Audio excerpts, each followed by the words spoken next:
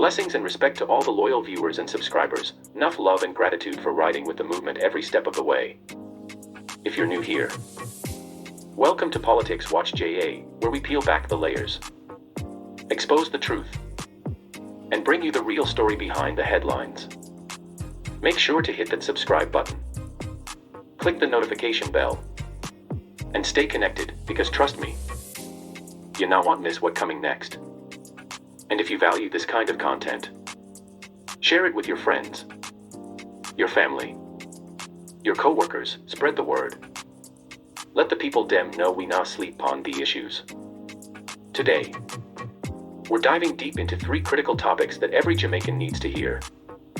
With elections just weeks away, the Holness administration appoints former police commissioner Antony Anderson as ambassador to the United States of America, a move that raises serious questions about elite privilege, political timing, and Cold War-era alliances still casting shadows.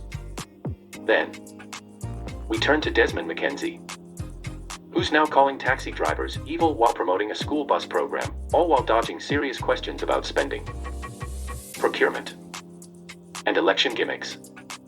And finally, Robert Montague is out here defending the government's spending record, even with scandals like Petrojam, cap, and pensioners forced to protest just to get paid.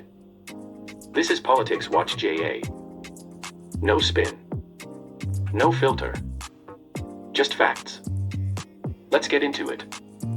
Former Commissioner of Police Antony Anderson officially assuming his diplomatic post in Washington, D.C., mere weeks before general elections, sends a strong political signal.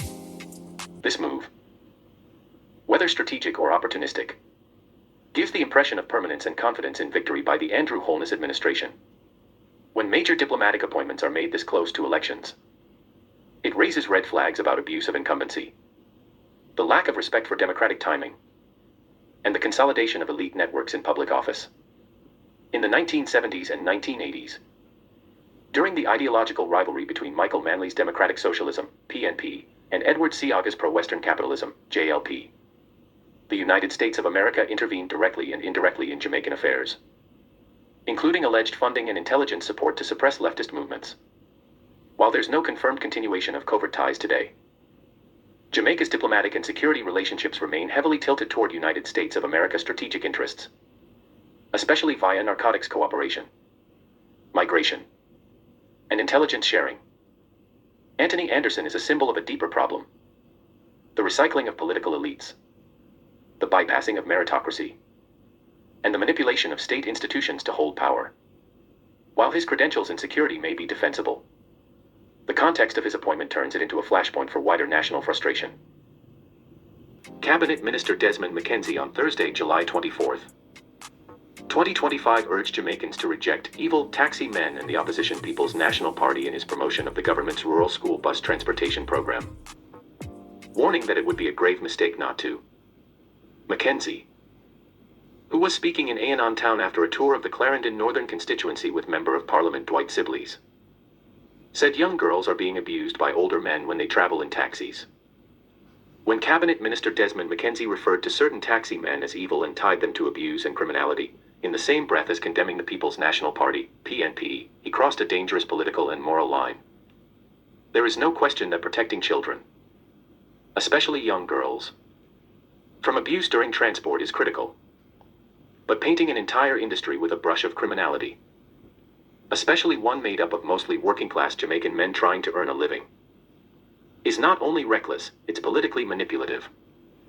This move shifts public attention from legitimate questions about government spending and corruption, and redirects anger toward everyday citizens, taxi operators.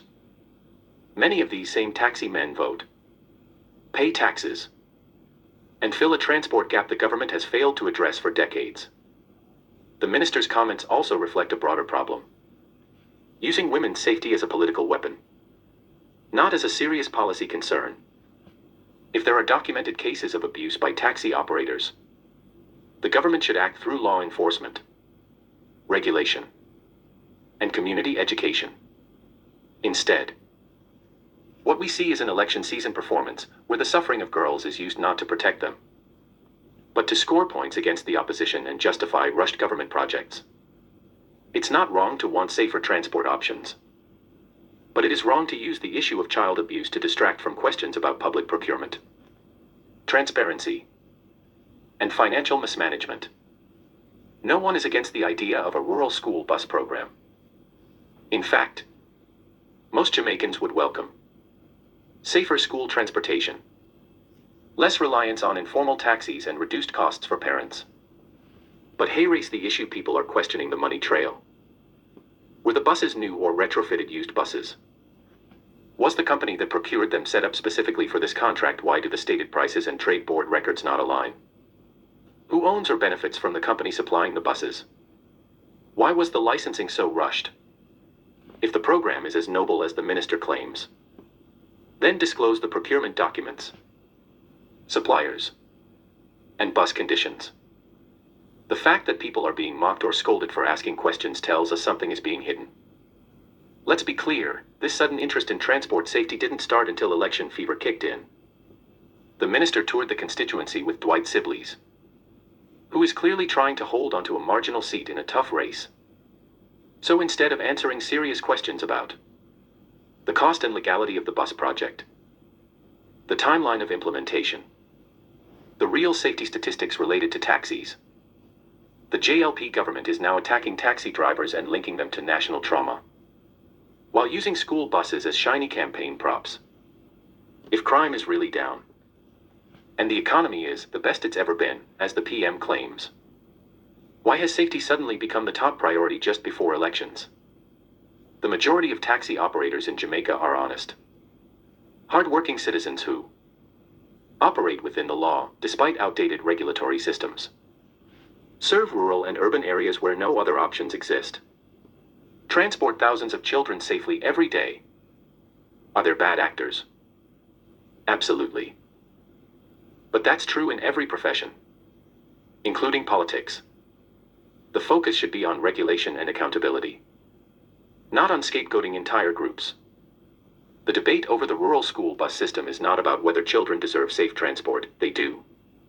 It's about how your tax dollars are being spent, who is getting rich quietly behind the scenes, and why politicians attack everyday Jamaicans instead of answering the people's questions.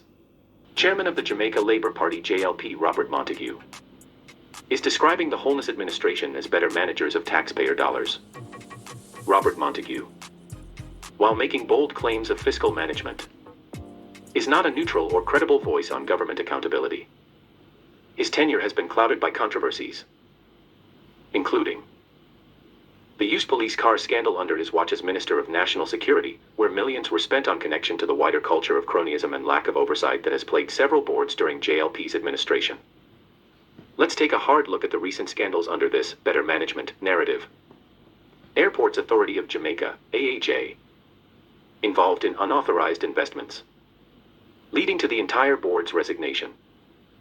Clarendon Alumina Partners, CAP, resignations amid mismanagement and financial irregularities. Petrojam, a long, sordid trail of overpayments, nepotism, and contract abuse.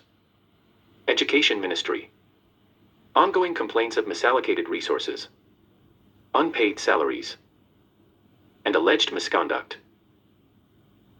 Teachers and pensioners, repeatedly forced to take to the media just to receive what they're owed. These are not isolated issues. They form a pattern of poor oversight, weak transparency, and contempt for public accountability. While government officials claim success in managing the economy, many Jamaicans are living a completely different reality. Skyrocketing food prices, delayed or inaccurate public worker payments, chronic underfunding of schools, hospitals, and roads, poor service delivery across sectors. Pensioners protested to the media just to get paid in June 2025 pension is a direct contradiction to the claim that the government is easing people's burdens. If basic government obligations are not being met, no amount of spin can sell the idea of good management.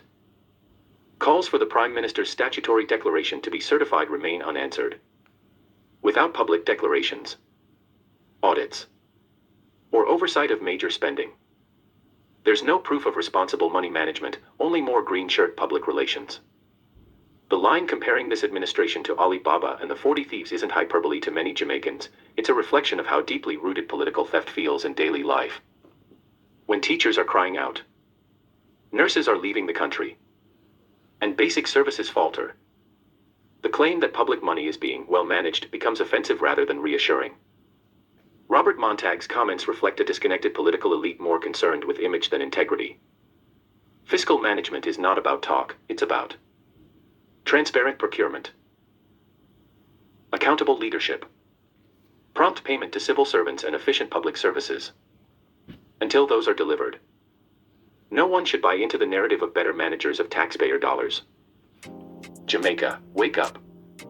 With elections right round the corner, we're seeing clear signs of power being secured, not earned.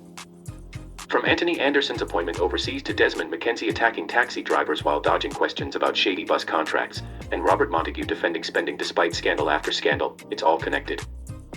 This is more than politics, it's about power, privilege, and the price the people are paying. If you found value in this breakdown, do the right thing. Like the video. Drop your thoughts in the comments. And most important, share it with your family and friends. And if you haven't already, subscribe and hit that notification bell so you never miss when the truth drops. This is Politics Watch JA. No spin. No filter. Just facts. Until next time, walk good, stay sharp, and keep asking the hard questions.